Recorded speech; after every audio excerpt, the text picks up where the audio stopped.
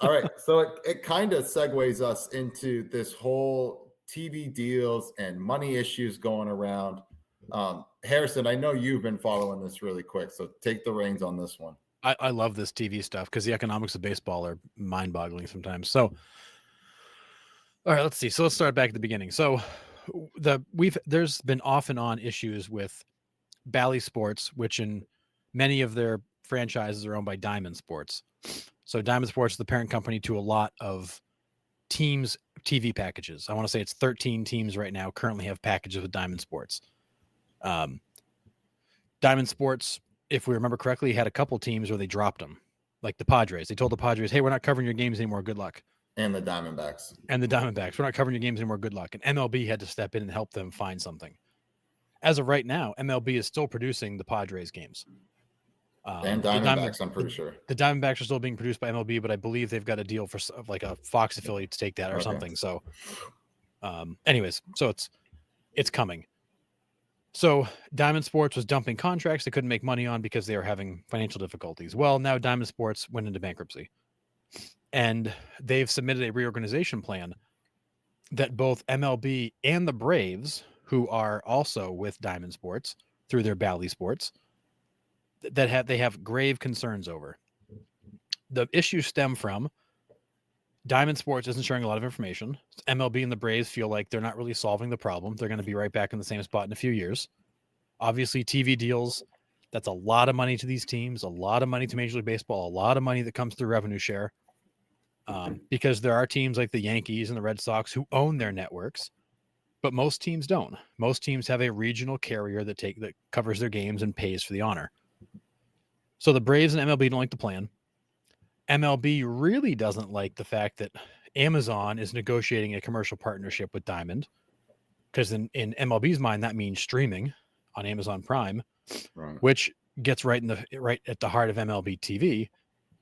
And then second to that, Diamond is also building their own direct-to-consumer option, which means streaming that they'll be able to offer their customers, which also comes right back at the MLB TV thing, because although they're regionally limited, it's hard to track who's streaming. So in theory, if you live in North Carolina, Nick, but you move and you don't tell them you change your address, like maybe you can watch games you otherwise couldn't on an old package. So there's a lot of rights and things like that they've got to protect. So there's a lot of issues here. The Braves have major concerns. MLB has major concerns. They're trying to get out of bankruptcy. In the middle of all this, the Cincinnati Reds have exited their deal with their network that's owned by Diamond. And there's 3 of the 11 teams that are currently reworking contracts with Diamond, which it sounds like Diamond's trying to pay less for those. So this TV thing continues to be a huge problem because we saw the Twins. The Twins didn't spend last year in free agency for fear they would lose their TV deal.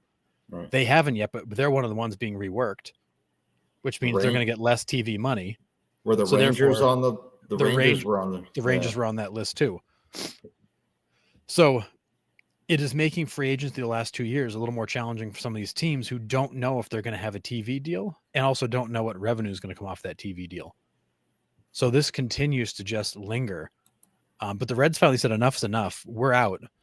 We're going to go find a different carrier. MLB is still producing the Padres. MLB is still producing the Diamondbacks. MLB is trying to protect its MLB TV streaming rights. And this is getting really, really ugly. So whatever happens with Diamond is going to happen with Diamond, but it's pushing MLB. So MLB 2 years ago brought in a guy to be in charge of all this digital stuff. MLB is trying to bring TV rights back into the league. And then go kind of like the NFL and NBA do, go out and get a singular TV contract versus having all these little fragmented regional ones.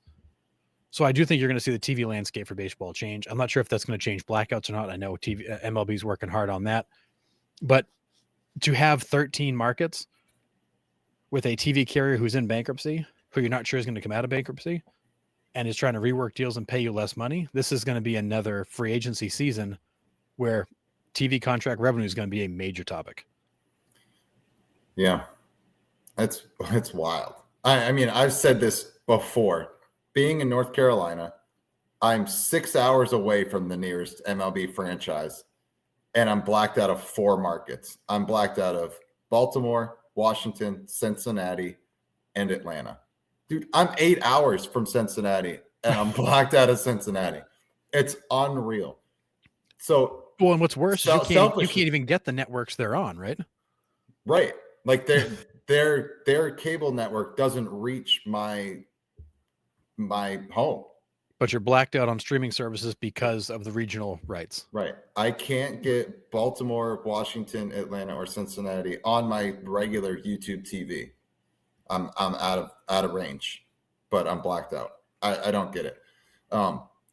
So selfishly, I kind of want the MLB to take over Cincinnati and Atlanta this year, because then I could actually have 2 more games every night I could watch.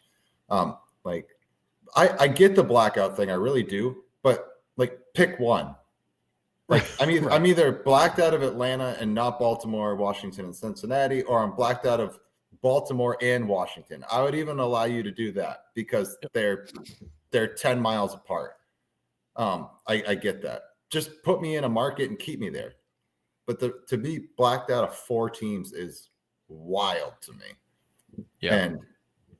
And I feel bad for the local fans that will be blacked out of their own home teams. They'd be growing up in Maine, just being blacked out of the Red Sox all the time. Can't watch them. Yeah. Like I couldn't even. I can't watch the Red Sox play, but I can watch everybody else. I just can't watch them. So back to the point about the teams being reworked. So it looks like MLB right now is planning on going into the 2025 season, producing games for the Padres, the Guardians, the Brewers, and the Twins. So the Guardians, Brewers, and Twins have all backed out of their Bally Sports, Diamond Sports group arrangements, and will just be on MLB TV. They'll be distributed locally and then put on MLB TV. What MLB's learned from the Padres and Diamondbacks and Colorado Rockies, we forgot about the Rockies. The Rockies were produced by MLB last year too. But they were different though, weren't they? Like Root. I don't think they're Bally Sports. No, they're not. They had another issue. So MLB was producing games for all 3 of them. And what they found is that they actually got better viewership, because they reach more places on MLB TV, because you got your national audience.